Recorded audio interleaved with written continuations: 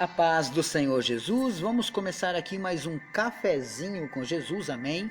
Eu sou o pastor Alex que apresenta esse estudo, Cafezinho com Jesus, amém? Todas as manhãs eu entro na sua casa te trazendo uma palavra de Deus, amém? Bom, meus irmãos, estamos aí no nosso segundo estudo, A Voz de Deus. Eu estou trabalhando, meus irmãos, porque o pastor Alex trabalha dessa maneira, né? Para que você possa ouvir a voz de Deus, primeiro você tem que entender algumas coisas. Por isso que eu tenho que trazer um estudo. Não dá para ser uma simples pregação ou uma pregação alongada, mas precisa ser um estudo. E como vocês têm gostado de um alimento mastigado, um alimento triturado, facinho de se alimentar, essa é a palavra que o pastor Alex traz para você, né? Bom, de acordo com Isaías capítulo 30 e o verso 21, aonde ele nos aponta, ele nos diz que uma voz por trás da gente nos diz, olha, segue esse caminho, esse é o caminho correto. Essa voz vem de onde? Essa voz é ouvida pelos ouvidos ou pelo entendimento? Como? Porque a gente pode entender a voz de Deus às vezes? Deus não precisa soar em nossos ouvidos, mas basta falar em nosso coração. Deu para entender? É forte isso.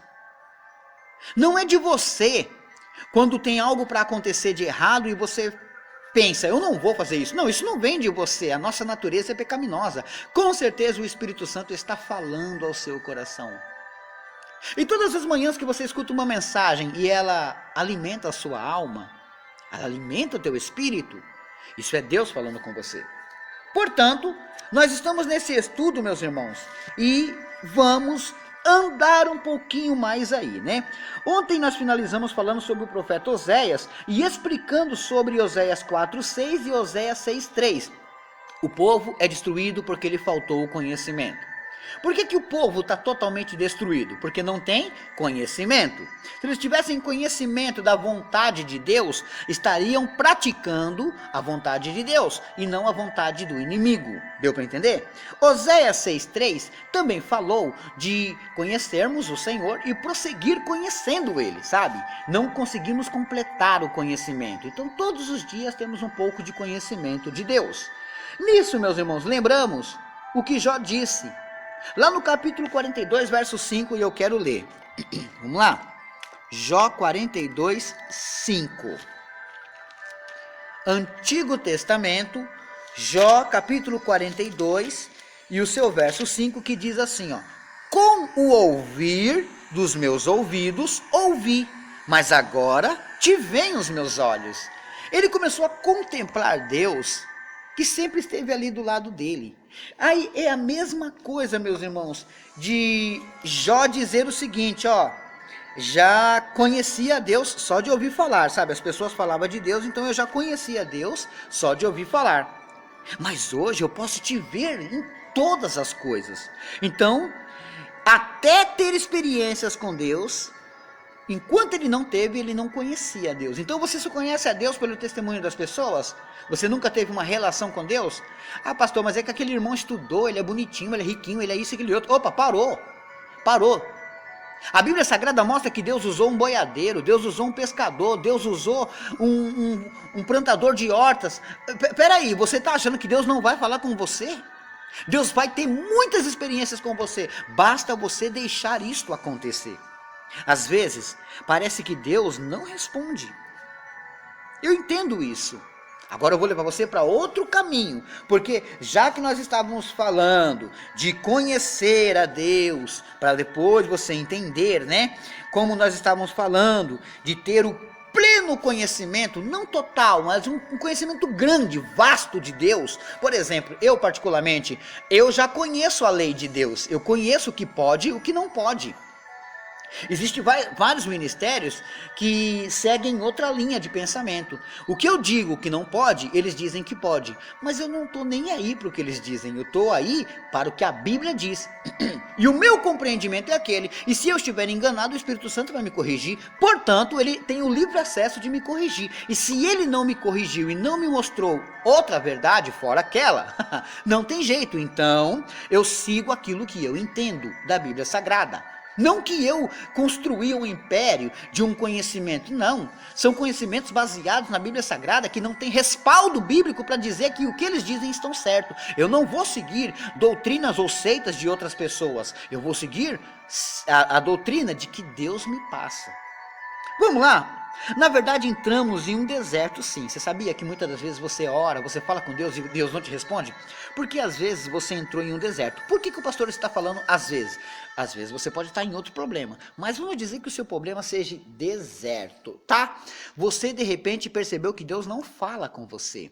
Tudo que você faz, Deus não responde. Por que será? Muitas das vezes você precisa se consertar, tá? A gente quer exigir as coisas sem ter direito delas. É a mesma coisa eu entrar na casa do vizinho e falar assim para a senhora que está sentada no sofá: senhora, a senhora é minha mãe a partir de hoje e eu quero pensão, quero que a senhora cuide de mim. Eu falei: que isso, você não saiu de mim? Eu não interessa, eu quero pensão. E a gente faz isso na casa de Deus. Chegamos na casa do Senhor e exigimos coisas. Peraí, você nem tem autoridade ainda para falar alguma coisa, nem comunhão para tocar no microfone e falar. Agora você já quer exigir? Então, na verdade, entramos em um deserto, sim. E você sabia que é aí que Deus muitas das vezes nos quer? Deus, quando vê que a gente pega alguns atalhos errados, Ele faz esses atalhos nos levar ao deserto. Mas pastor, por que Deus quer a gente no deserto?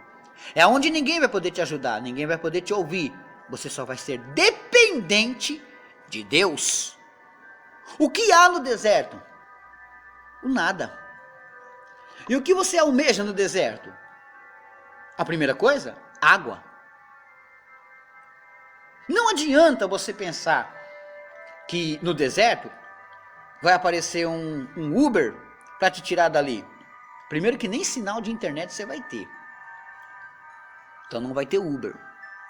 Não pense que vai aparecer um camelo cheio de garrafas de águas minerais, cristalinas, geladinhas para você. E um homem abrindo e colocando numa taça: toma, meu senhor. Não vai acontecer. No deserto, é hora de você ser provado. Aonde nós vamos ver o que está no seu coração. Abra sua Bíblia em Deuteronômio. Vamos lá? Capítulo 8 de Deuteronômio. E o versículo 2, que diz assim, ó: e te lembrarás de todo o teu caminho, pelo qual o Senhor teu Deus te guiou no deserto, estes 40 anos. Para quê? Para te humilhar e te tentar, para saber o que estava no seu coração, se guardarias os seus mandamentos ou não. Uma pequena observação é que, na verdade, Deus não tenta ninguém. Esse texto, na verdade, o escritor quis dizer tentar, na verdade, Deus quis provar, né? Então, a palavra foi trocada, porque Deus não tenta ninguém. Então, eu estou lendo numa Bíblia propositalmente para dizer isso, porque a minha Bíblia vai dizer que Deus, Ele colocou os homens ali no deserto para provar o seu coração. Tá entendendo? A correção dessa palavra é provar. Então, Deus estava provando o seu coração. Agora, tentar, quem tenta é o diabo. Deus não tenta ninguém. Então, para que Deus levou eles lá? Para provar os seus corações e ver, né, o que havia dentro deles. Meus amados irmãos, como é que eu posso ouvir a Deus se eu realmente não estou pronto para ouvir? Primeiro, porque eu não estou pronto para receber a resposta. Segundo, porque eu não conheço quem é que fala comigo. Terceiro, porque quando eu quero alguma coisa, eu estou julgando o que há no meu coração, sem saber se aquilo condiz com as palavras de Deus. Então, dentro do meu coração, eu guardo muito entulho, muita sujeira, tá entendendo? E aí, quando eu coloco isso para fora, eu vomito isso para fora. Eu quero porque quero e quero porque quero, e se eu não tiver, eu vou chorar e eu quero e acabou. Mas aí Deus me leva ao deserto e não me responde. Aí o que aconteceu com o povo que estava no deserto? Murmuraram contra Moisés, o seu líder. Ora, os mesmos que aplaudiam seu líder depois, com fome, murmuraram. Xingaram e criticaram quando tiveram sede. Reclamaram com frio, com saudade do Egito. Ora, se Moisés os livrou do Egito, deu liberdade a eles, por que então que agora eles estão xingando, condenando Moisés? Por que então que eles não aceitam a palavra de Moisés? Meus irmãos, muita gente vem para a igreja, mas não limpa o coração. Ainda há muita sujeira nele. Bom, amanhã eu vou bater mais um pouquinho nessa tecla porque eu não terminei de falar desse assunto. Deu para entender? Então, amanhã eu falarei mais um pouquinho sobre este assunto. Amém, meus amados irmãos? Bom, é isso.